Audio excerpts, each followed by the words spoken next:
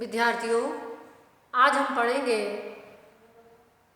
Switzerland प्रत्यक्ष प्रजातंत्र का घर क्यों कहा जाता है। देखिए, प्रजातंत्र का मतलब है जनता का, जनता के लिए, जनता के द्वारा किया जाने वाला शासन। और स्विट्जरलैंड में जो है प्रत्यक्ष प्रजातंत्र पाया जाता है, अर्थात इसका मतलब ये है, आशय ये है कि शासन की शक्ति का प्रयोग स्वयं जनता के द्वारा किया जाना चाहिए।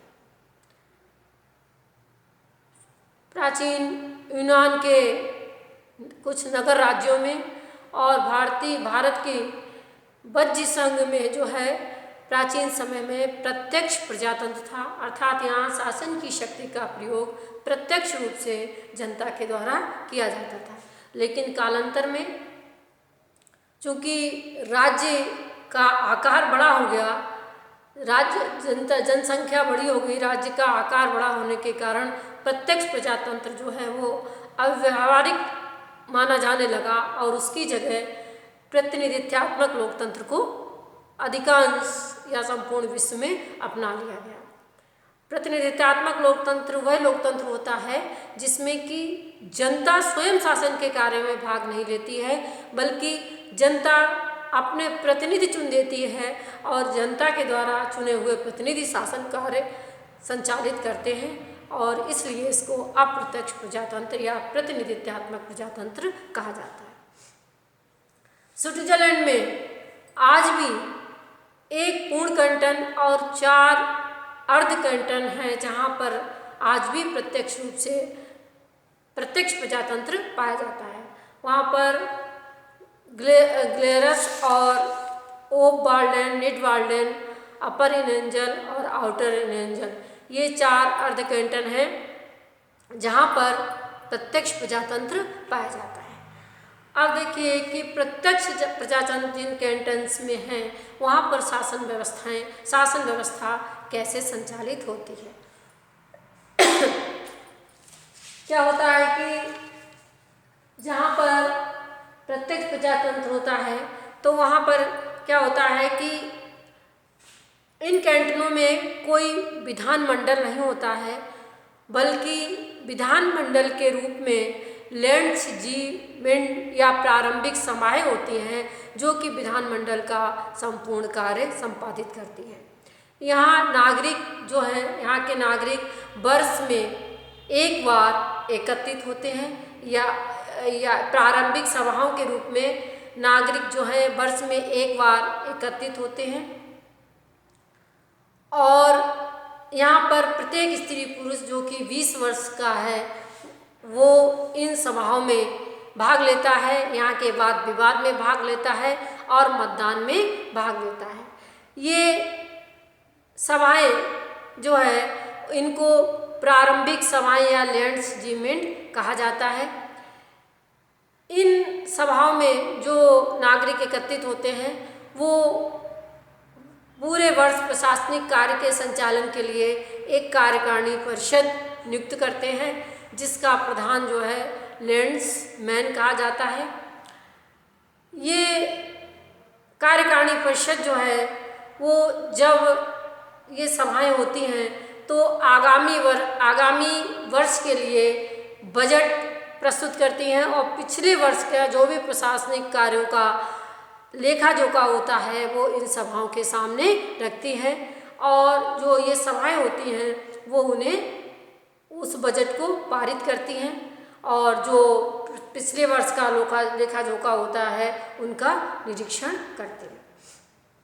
तो इस प्रकार से हम कह सकते हैं कि ये लैंड्सजीमेंट या प्रारंभिक सभाएं प्रत्येक कैंटन में वही कार्य करती हैं जो कि अन्य कैंटन में या अन्य जगह जो है विधानमंडल काम करते हैं, और इस रूप में प्रारंभिक सभाओं और लैंड्सजीमेंट के माध्यम से कैंटनों में प्रत्यक्ष प्रजातंत्र को अपनाया गया है या प्रत्यक्ष प्रजातंत्र संचालित होता है।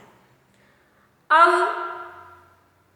इस एक पूर्ण कैंटन और 4 अर्ध कैंटन के अलावा स्विट्जरलैंड में जो है संघीय स्तर पर भी और कैंटनों के स्तर पर भी प्रत्यक्ष प्रजातंत्र को उसकी अव्यावहारिकता के कारण नहीं अपनाया गया है। लेकिन चूंकि स्विट्जरलैंड के सभी लोगों में प्रजातंत्र के प्रति अत्यधिक उनकी गहरी भक्ति के कारण, उनके प्रेम के कारण जो है वहाँ पर प्रत्यक्ष प्रजातंत्र की जगह उसके उपकरण लोक निर्णय और आरंभक को अपनाया गया है। देखिए, प्रत्यक्ष प्रजातंत्र के प्रति स्विट्जरलैंड के लोगों में शब्दों के माध्यम से ही भक्ति नहीं है, बल्कि उन्होंने भावना के तौर पर इसे अच्छी प्रकार से अपनाया है। अब हम देखें कि प्रत्यक्ष लोकतंत्र के 2 उपकरण हैं, एक तो पहला लोक निर्णय और दूसरा आरंभक। सबसे पहले हम लोक निर्णय को समझ लें। लोक निर्णय या जनमत संग्रह का आशय क्या है? देखिए, लोक निर्णय का विचार जो है या लोक निर्णय का सिद्धांत इस विचार पर आधारित है कि कानून जो है वो जनता की इच्छा की अभिव्यक्ति होते हैं और इसलिए जो है जनता जब किसी भी कानून को स्वीकृति प्रदान कर दे, तभी वो जनता किसी भी विधायी प्रस्ताव को जब स्वीकृति प्रदान कर दे, तभी वो कानून का रूप धारण कर पाए। यानी कहने का मतलब है कि लोक निर्णय का तात्पर्य यह है कि विधानमंडल के द्वारा पारित कोई भी विधेयक जो है, जब तक जनता उसे अपनी स्वीकृति प्रदान न कर दे, तब तक वो कानून का रूप धारण नहीं कर सकता है और जनता यदि उसे अस्वीकृत कर देती है तो वो विधेयक रद्द माना जाता है। तो इस प्रकार से इस प्रक्रिया को या इस सिद्धांत को लोक निर्णय का सिद्धांत कहा जाता है। यानी कोई विधानमंडल, लोक निर्णय का सीधा सीधा अर्थ है कि विधानमंडल के द्वारा पारित कोई भी विधेयक जब उसे जनता स्वीकार कर ले तो वो कानून का रूप धारण कर पाएगा और यदि उस विधेयक को जनता अस्वीकार कर देती है तो वो विधेयक रद्द माना जाएगा। अब लोक निर्णय 2 प्रकार के होते हैं, एक अनिवार्य लोक निर्णय और दूसरा ऐच्छिक लोक निर्णय। अनिवार्य लोक निर्णय का अर्थ है कि कोई भी विधेयक वो जब तक जनता उसे स्वीकार नहीं कर लेती है तब तक वो कानून नहीं माना जाएगा। यानी कोई भी विधेयक, चाहे वो संवैधानिक संशोधन विधेयक हो, चाहे सामान्य कानून विधेयक हो, जब तक जनता लोक निर्णय के माध्यम से उसे स्वीकृति प्रदान नहीं करेगी तब तक वो कानून नहीं बन सकता है। और या कोई भी विधेयक विधानमंडल के द्वारा पारित प्रत्येक विधेयक को लोक निर्णय के लिए जनता के समक्ष भेजा जाना अनिवार्य है। और ऐच्छिक लोक निर्णय का मतलब ये है कि जब संविधान के द्वारा निर्धारित जनता की एक निश्चित संख्या एक निश्चित समय में किसी भी कानून के संबंध में लोक निर्णय की मांग करे और तभी वो विधेयक लोक निर्णय के लिए जनता के समक्ष प्रस्तुत किया जाए और जब जनता उसे स्वीकार कर ले तो वो कानून का रूप बन जाए। तो इसे ऐच्छिक लोक निर्णय कहा जाता है। यानी कहने का मतलब ये है कि किसी भी विधेयक के लोक निर्णय की मांग करने पर उसे लोक निर्णय के लिए जनता के समक्ष भेजा जाए तो उसे ऐच्छिक लोक निर्णय कहा जाता है। अब आता है कि आरंभक क्या है। देखिए, लोक निर्णय के माध्यम से कानून के संबंध में जनता को निषेधात्मक शक्ति प्रदान की गई है। यानी जनता को कानून निर्माण में जो है वो लास्ट में स्थान दिया गया है, अंत में स्थान दिया गया है और लोक निर्णय के माध्यम से जनता को किसी भी कानून के संबंध में निषेधाधिकार दिया गया है कि जनता उस कानून को स्वीकार कर सकती है और यदि उससे सहमत नहीं है तो उसे अस्वीकार करके उसे कानून बनने से रोक सकती है। इस प्रकार से लोक निर्णय कानून के संबंध में जनता को निषेधात्मक शक्ति प्रदान करता है।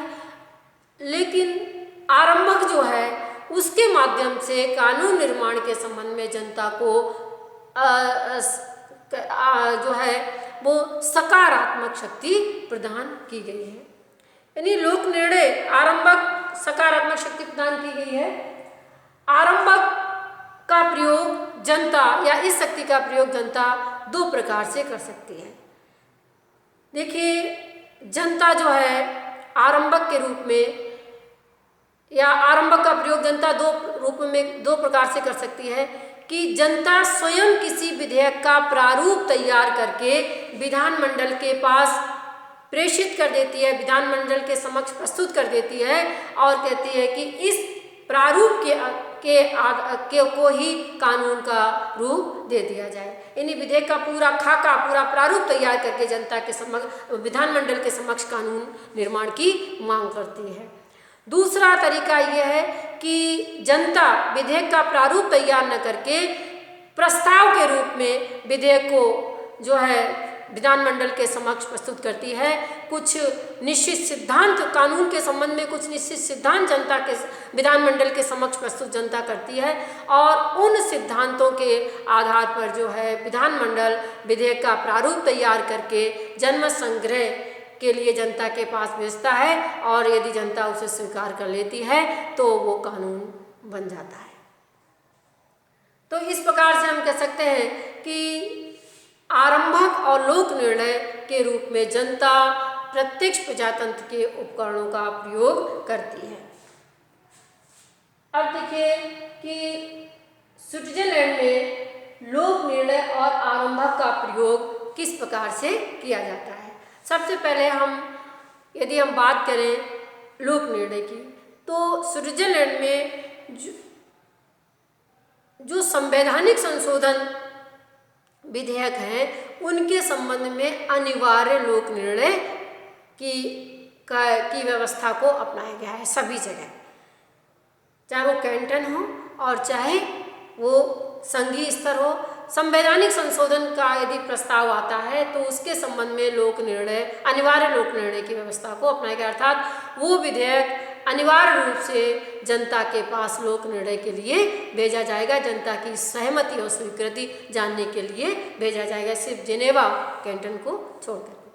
तो सभी कैंटनों में लोक निर्णय, अनिवार्य लोक निर्णय की व्यवस्था संवैधानिक संशोधन के संबंध में की गई है। संवैधानिक संशोधन के अतिरिक्त संविधान के अनुच्छेद 140 के अनुसार जो है हम ये कह सकते हैं कि दो परिस्थितियां और हैं जिनमें अनिवार्य लोक निर्णय की व्यवस्था की गई है।